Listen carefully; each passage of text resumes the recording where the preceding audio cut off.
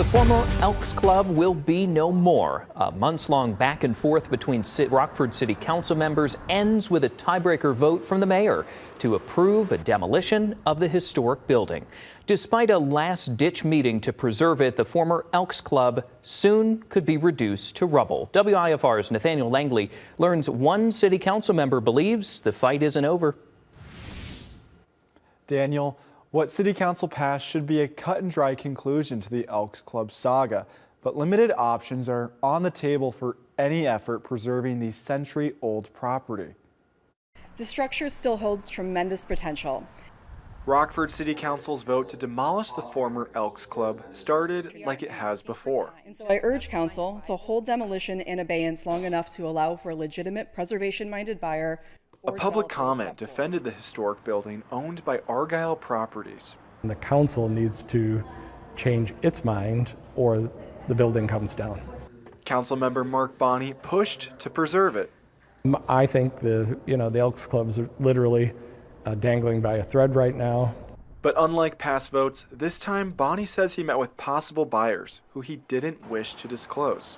The potential buyer has no interest in dealing with the current owner. City Administrator Todd Cagnoni also attended the meeting before council started. A qualified buyer has not come forward at this point, and we would recommend that we move forward with the demolition.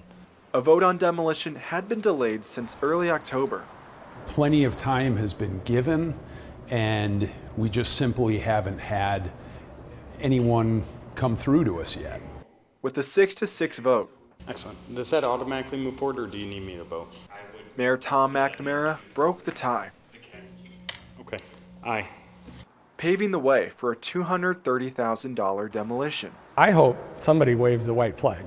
Bonney sees a path for preservation open if the current owner sells the property to the city. That is certainly the easiest path forward. I reached out to current Elks Club owner Mark McInnes for comment, but have yet to hear back. I also asked Mayor McNamara for a comment on his tiebreaker vote tonight, but was told he was unavailable. And during the meeting, Cagnoni and McNamara explained the city could wait until November 13th to start demolition, only if city council members ask the city to wait, just in case an 11th hour buyer appears. It didn't appear any such request was made at council.